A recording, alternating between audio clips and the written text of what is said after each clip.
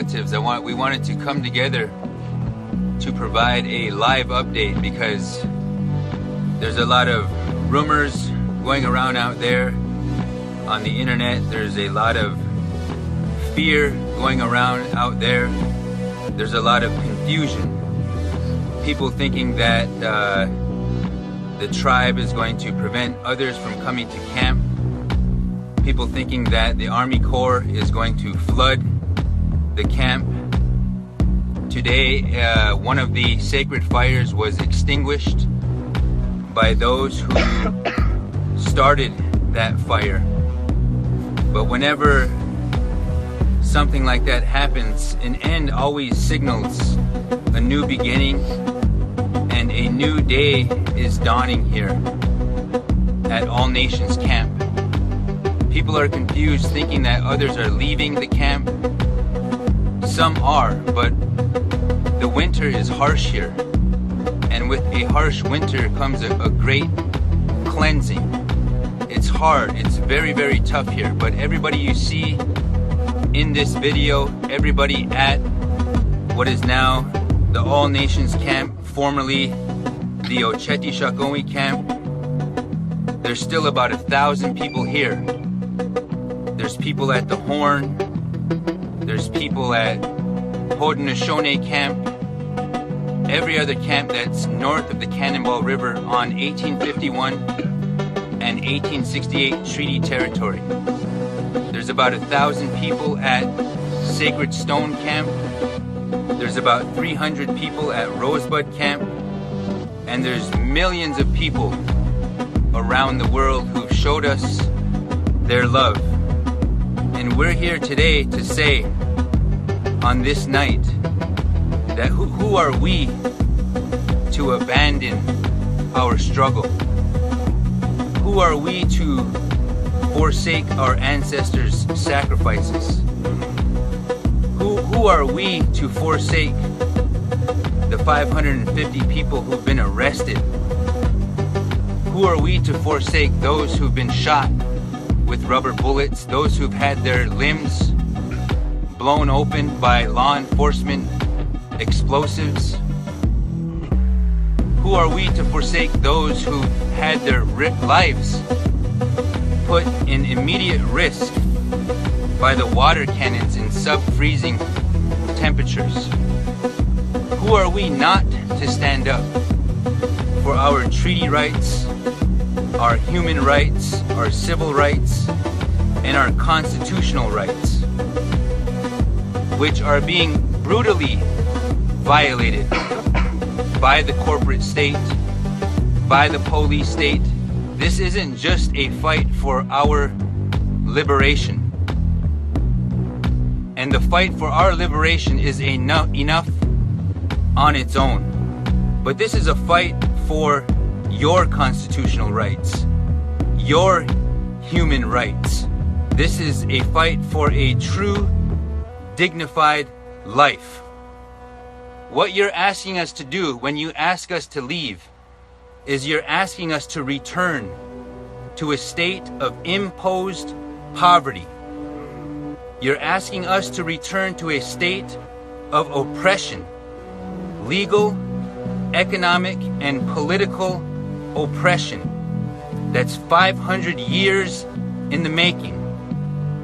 But we are also a new generation with the tools, the mind, the strength, the fortitude, and the dignity to dissect the institutions that this society has used to erase us, to try to make us feel ashamed of ourselves, and to try to disconnect us from our connections with the land, with the water. That's why we can't leave.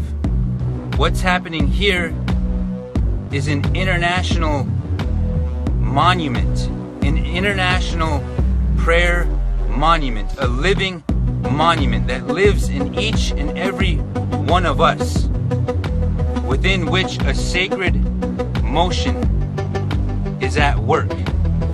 In every molecule of water on this earth, what we are saying is that we can't live like this anymore.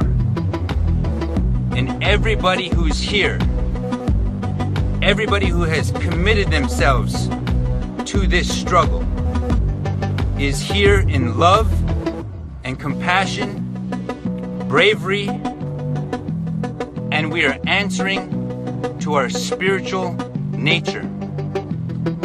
There's nothing to fear from us. We are not violent and we are unarmed. And because of that, we are stronger than any weapon, any bomb, any institution which seeks to brutalize our struggle. We will win this. This is how we win a peaceful revolution. But peace is not passive. Brothers and sisters, peace does not back down.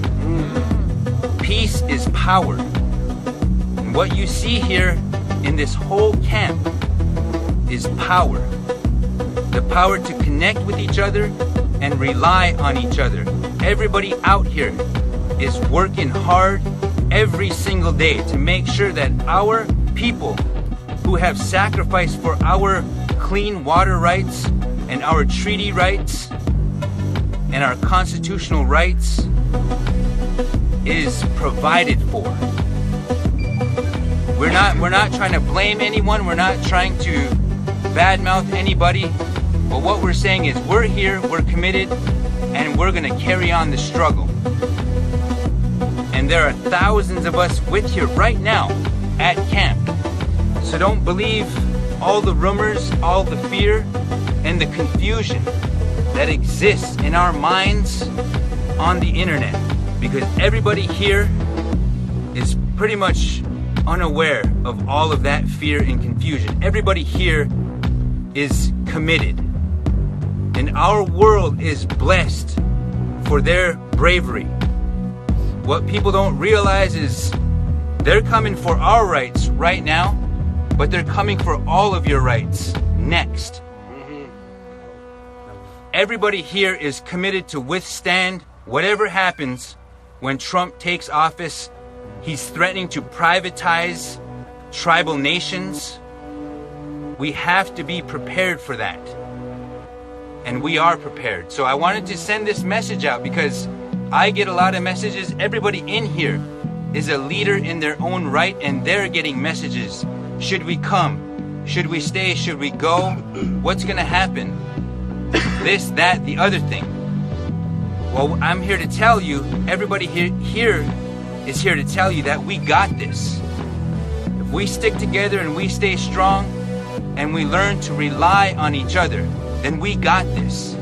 But we're coming through centuries of colonization, devaluing our worldview, debasing our leadership structures, destroying the role of our warriors and the roles of our women, and we're trying to take that back.